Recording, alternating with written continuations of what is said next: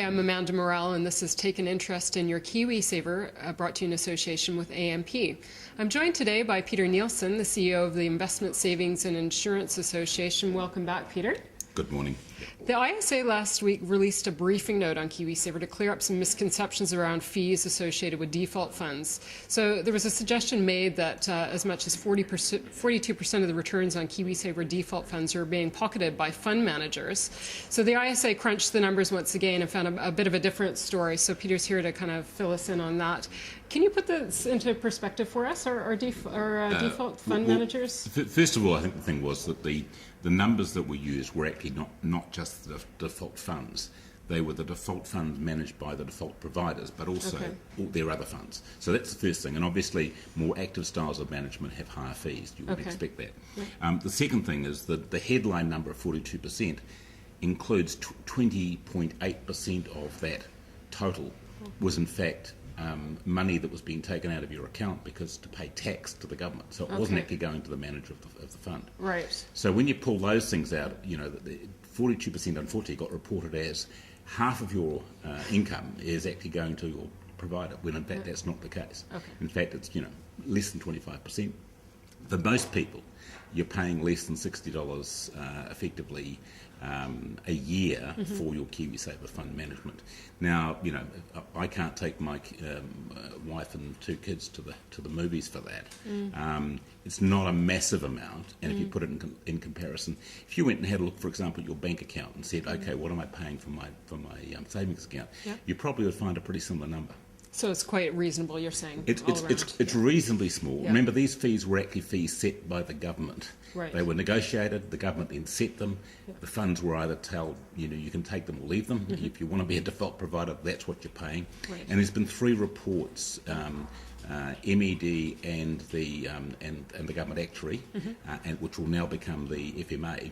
Were required to report every year on the adequacy and appropriateness of those fees, and basically gave them a tick 3 years in a row. So these are small fees, but the problem we really have is that at the moment many of the account balances are quite small. So just like if your grandmother opened up a savings account for your child tomorrow, put $200 in it, and you went back in 3 years' time and looked at it, you'd probably find that the fees of managing the account were actually higher than the interest cost, so your active balance would have gone down. Right. But of course, if you had $5,000 in that account, it probably wouldn't have happened. So as KiwiSaver balances grow and contribution rates go up, those fees will become a much smaller proportion of the total. Right. But one of the things that I was interested in reading your report is that something like 45% of people aren't contributing to their KiwiSavers. And now that might be across the whole range or in default funds, you're not sure. But in either event, that would make the issues of fees even more important, because if they're just on standstill, those accounts, the fees are going to keep ticking away. Yeah, well, of course, that's a combination of things. Obviously, the account's been opened. There is some money in it.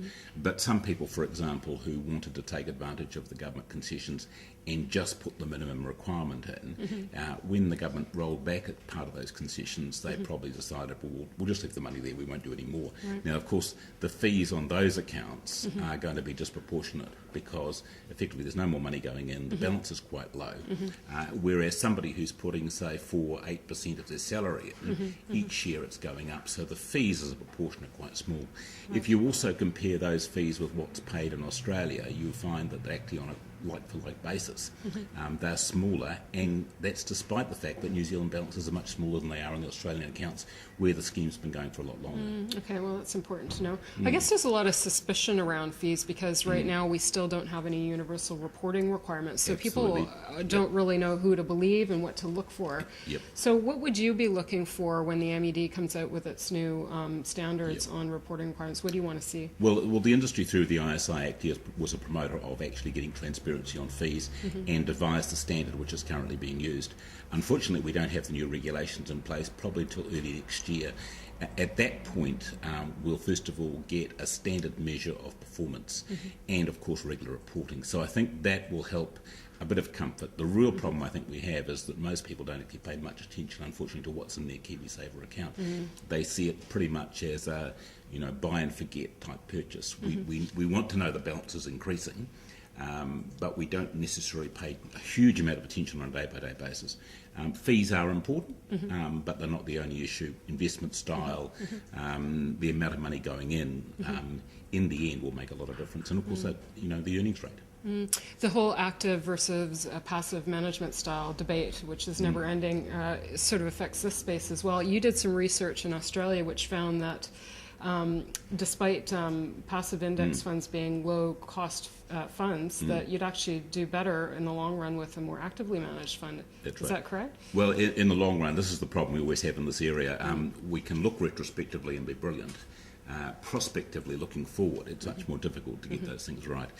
What it said in the past is that there were passively managed funds that did remarkably well, low fees and reasonably good earnings as well. But the highest earning accounts after fees were in fact those who actually had active management of illiquid assets. In other words, not just hedge funds, but people who actually took a position that this organisation could be floated in 5 years' time, but we can't do that immediately. Right. Those were the outperformers in that particular field. So, like all of this, there's no free lunch. You can actually have a very passive fund and you can get what the market will deliver you at low cost. But if you want to get outperformance, you've probably got to pay for that. Right, so it all kind of depends what your risk appetite is. What your risk appetite is, and also the problem is looking retrospectively. There has been some criticism in the past that basically people, we awarded prizes to surfers on the basis that not because of your technique on the board, but the fact that the wave was very big. It was a good time to be in equities and into bonds. It doesn't look like, looking 5 years forward, those are very tough markets to make extraordinary returns in. Right. And I think, obviously, the returns to competent, good management that gets it right are probably going to be greater. You can't just assume you can passively observe the market and participate and you'll get superior returns. I think that you've got to actually ask the question, what's going to be best for the future? And that's a really difficult call to make. Absolutely. So when you're looking for a competent, good manager, one of the suggestions is maybe we look to the New Zealand Super Fund and roll the default money into there, because they've done a pretty good job of that. Yep, they've done a pretty good job particularly in the last year. If you look, there are two things. If you are going to have one massive fund, the other evidence that came out of Australia is it looked as though you needed about $10 million under management in Australian terms before you actually started to appear to get economies of scale and administrative costs. Now, the reality at the moment is we can put all of the KiwiSaver account managers together and they don't get to $10 billion Australian. So obviously, once the balances increase, that's a possibility. But if you look, for example, the New Zealand Super Fund has done well. If you look at the time it's been in operation, ACC's management team's done even better. So there are a number of candidates available. There's no argument that there are economies of scale. The question mark is basically when you achieve them, and also when you do that, you obviously have effectively risk related to the institution. You do get some benefits from diversifying your risk across different organisations, but there's a price for it. And I think underlying all of this is really a question, do you actually want a New Zealand investment funds management industry? Because you may actually end up with only one player that would be able to survive, and that organisation would effectively get wholesale funds around the world to actually manage those accounts for them. They'll work out what the strategy will be, but a whole lot of other people who probably aren't New Zealand based will actually manage it. Well, I guess we'll see what's going to happen on Monday, or rather Sunday morning when it all rolls out. But yeah, well, that's interesting.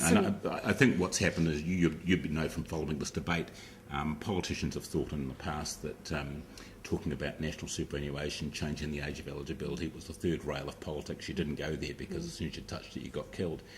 I think that dramatically changed in the last couple of months. People actually work out these are important long-term issues. We're living longer. We've got to address how we're going to look after ourselves in retirement, because probably the taxpayers aren't going to be willing to basically pay from taxation as much as we've got in the past. So how do we preserve security for the current generation, but also keep an eye on what we need to do for the future generations? Excellent. Well, it's something to think about over the weekend, Yep. post-election. We'll talk to you later. All right, Peter, thanks for joining us. I'm Amanda Morrell with interest.co.nz, and this has been another issue of Take an Interest in Your KiwiSaver, brought to you in association with AMP.